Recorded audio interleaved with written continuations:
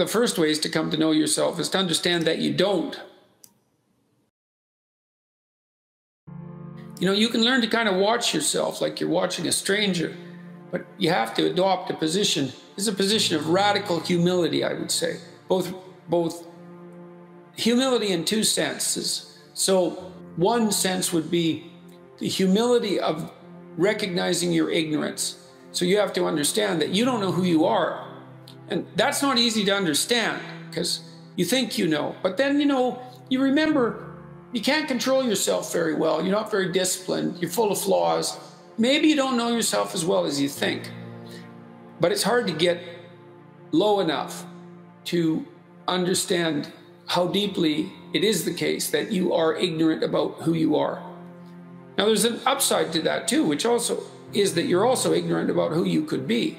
And so the discovery of that, you know, is some reward for the horror of determining who you actually are.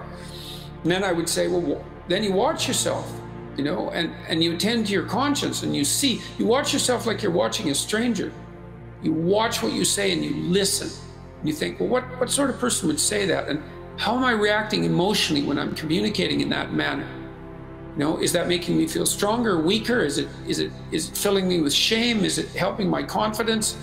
Am I laying out a lie? Am I deceiving myself and other people? Am I adopting this personality at parties that is designed to impress and to amuse, and it comes across as nothing but like self-centered narcissism? What are my dark fantasies? What are my aggressive fantasies? What is it that I'm willing to do? What am I interested in so that I'll spontaneously pursue it? What do I procrastinate about and why? What am I unwilling to do? What do I think is good?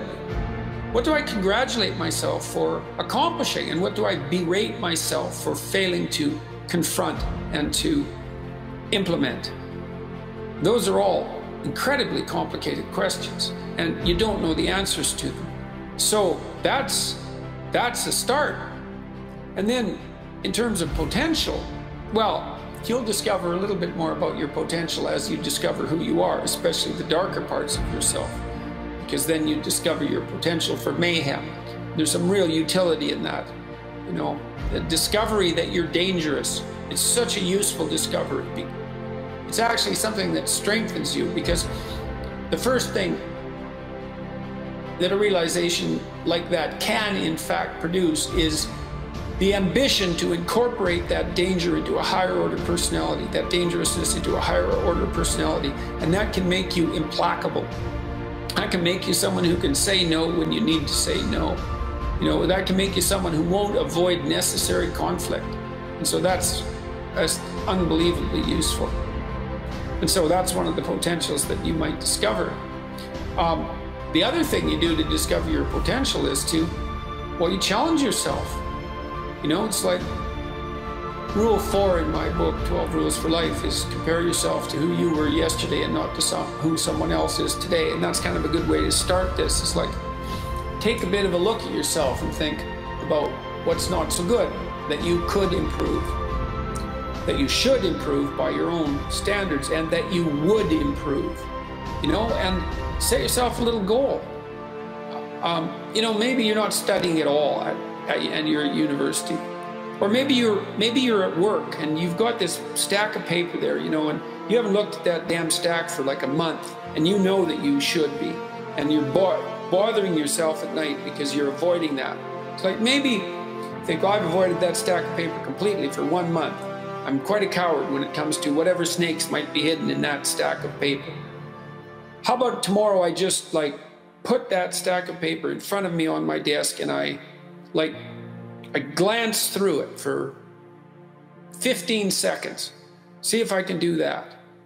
You set yourself a goal of improvement. You know, it's a humble goal, because really, are you such a coward that the best that you can bloody well manage after a month of avoidance is 15 seconds of exposure to a stack of paper?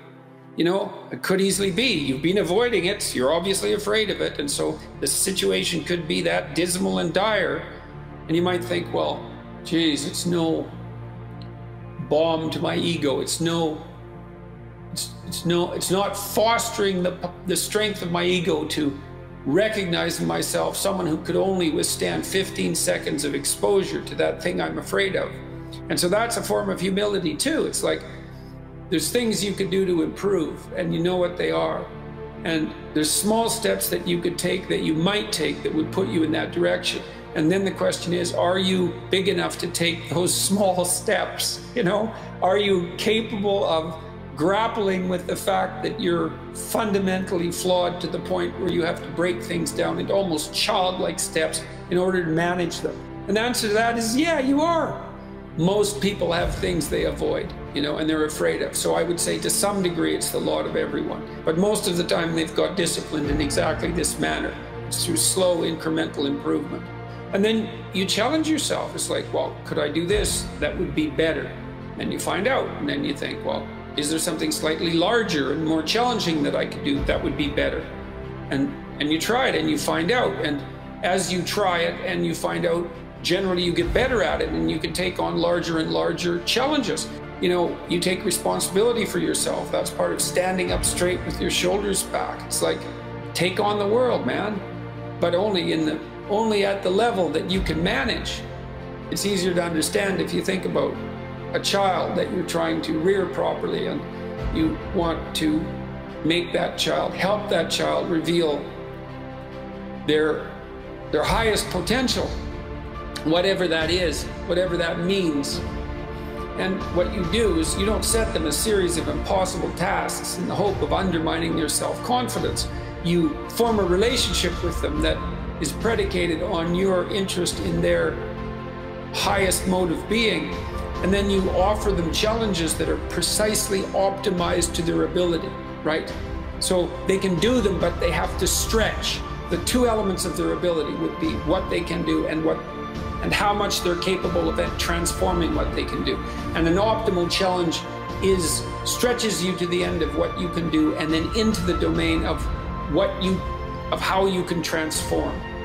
And so if you love a child, then you set them tasks of that nature, and maybe they have a reasonable chance of success, a 70% chance of success, or an 80% chance of success. Might depend on how sensitive your child is. You do the same thing for yourself, but you have to be humble and wise enough to understand that you might have to aim pretty damn low, especially in those places where you're not functioning well. And it might be so embarrassing that you can't bring yourself to fathom that that's actually who you are. But you know, what Jung meant was that to put yourself together, which is to follow the path of redemption, then the first steps towards that is to allow yourself to be a fool. It's because you don't know what you're doing. There's going to be a loss of ego or destruction of ego, arrogant ego that necessarily accompanies that. But you need the loss of that arrogant ego because it's precisely what's interfering with your movement forward. You know, it's part of the adversarial process, mythologically speaking, that stops moral progress. You're too proud of who you think you are to notice what you're like so that you could change properly. You don't want to sacrifice that part of yourself. It's probably associated with some delusion that helps you maintain a positive, although very fragile self-image, you know, in the absence of genuine effort. It's not to be recommended. You know yourself by watching and paying attention. That's why the Egyptians worshipped Horus, the eye, as a god. They knew that attention was important, and the Mesopotamians did the same thing with their god Marduk. It's not thinking exactly. It's not imagination. It's watching like you're a snake. Because a snake watches like cold-bloodedly, with no emotional reaction, just to see what's there, symbolically speaking. It doesn't allow what is wanted or desired to interfere with what is observed. So you watch yourself like that, as if you don't know who you are. Well, that's the beginning. And then you challenge yourself continually to see how far past yesterday you can push today and tomorrow, and to continually experiment with expanding the domains not only of your competence but of your ability to increase that competence. And the more it's accompanied by truth in speech and action, the more you will develop your potential. And I believe that potential to be as unlimited in the upward direction. You also, I suppose, have to be willing to undertake that as an adventure, because it takes a person out of the ordinary. It takes them out of themselves.